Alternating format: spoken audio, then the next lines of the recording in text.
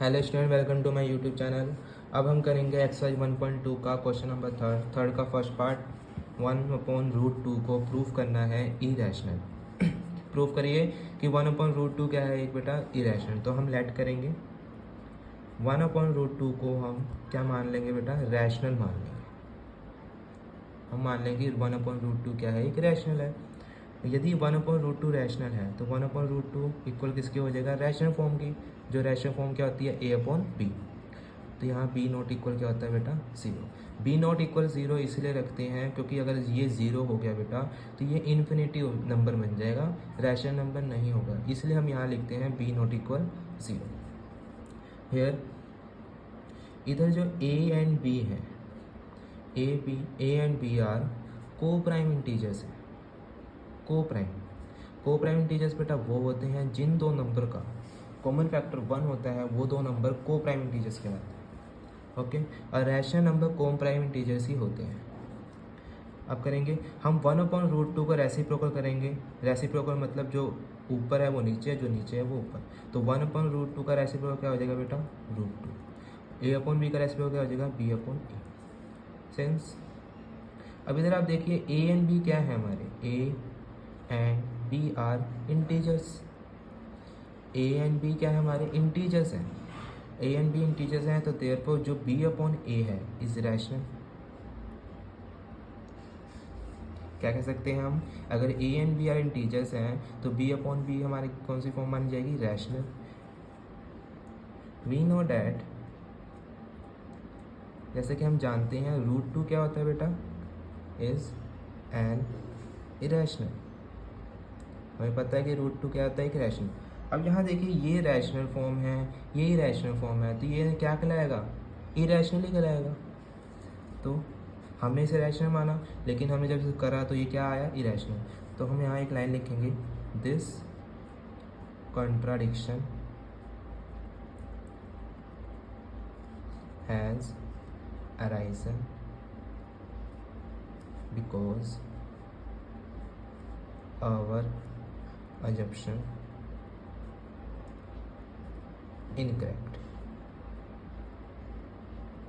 Okay, Hindi में बता देता हूँ। इसका मतलब ये होता है कि यह विरोधाभास है। क्यों, क्योंकि हमारी कल्पना गलत है। तो हमारी कल्पना गलत है, तो हम क्या, हमारी कल्पना क्या थी, रैशनल नंबर है, बट हमारी कल्पना क्या निकली, गलत निकली। अजम्पशन हमारा गलत निकला, तो हम कह सकते हैं 1/√2 इज एन इरेशनल। तो 1/√2 हमारा क्या हो जाएगा, irrational. Okay student, now second question, इसका सेकंड पार्ट करेंगे। इसको भी सेम ऐसे ही करेंगे, लेट कर लेंगे 7√5 इज़ रैशनल। हम इसे मान लेंगे रैशनल है। तो 7√5 इक्वल किसके हो जाएगा बेटा, a/b and b not equal क्या होगा बेटा, यहाँ 0।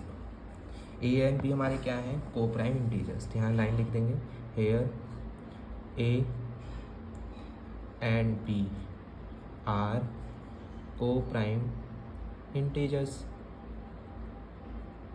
ओके स्टूडेंट, नाउ 7√5 को उतारेंगे इक्वल a/b। अब देखो ये √5 यहीं रखेंगे, 7 क्या हो रहा है, मल्टीप्लाई, तो इधर आए क्या हो जाएगा, ये डिवाइड। इधर मल्टीप्लाई में था तो इक्वल के इधर लाएंगे तो क्या हो जाएगा, डिवाइड। ओके स्टूडेंट, सिंस हमारे को पता है कि a और b हमारे क्या हैं, a and b are integers. अब मैंने बोला था जो इंटीजर्स होते हैं वो हमारे क्या होते हैं, रैशनल फॉर्म होती है। तो देयरफॉर a/7b इज रैशनल। अगर a और b इंटीजर्स हैं तो ये हमारा क्या कहलाएगा, रैशनल। अब वी नो डैट, हमें पता है कि √5 क्या होता है बेटा, इज एन इरेशनल। बेटा अब देखो एक बात ये है कि आपको पता कैसे चलेगा √5 इरेशनल है, √2 इरेशनल है। बेटा जिन नंबर का स्क्वायर रूट नहीं निकलता, जिन नंबर का स्क्वायर रूट नहीं निकलता बेटा वो इरेशनल ही होते हैं। अब √5 का स्क्वायर रूट नहीं निकलेगा, अगर आप निकालोगे तो पॉइंटों में जाएगा, तो इसको हम क्या बोलेंगे, इरेशनल। ओके, तो अब देखो हमने क्या माना था, 7√5 इज इरेशनल, बट हमने जब से सोल्व करा तो देखो इधर क्या आ रहा है, रैशनल आ रहा है, और इधर क्या आ रहा है, इरेशनल। तो बेटा एक रैशनल हो इरेशनल हो, ऐसा तो होता ही नहीं है। तो हम क्या मानेंगे कि ये क्या है हमारा, इरेशनल। हमने इसको माना रैशनल, बट ये क्या निकला, इरेशनल। तो ये हमारे अपोजिट आंसर आया। तो हम एक लाइन लिखते हैं यहाँ, this contradiction has arisen because our assumption incorrect. Therefore जब इनकरेक्ट है तो हम क्या है वो 7√5 इज एन इरेशनल. अब इसका क्वेश्चन नंबर 3 का थर्ड पार्ट है 6 + √2. इसे आप खुद सोल्व करेंगे. यदि आपसे नहीं होता है तो मुझे कमेंट सेक्शन में बता देना, मैं इसकी भी एक वीडियो डाल दूँगा. ओके स्टूडेंट, हाँ हमारा आज चैप्टर नंबर 1 ख़त्म हो गया है. अब हम नेक्स्ट वीडियो में चैप्टर 2 स्टार्ट करेंगे.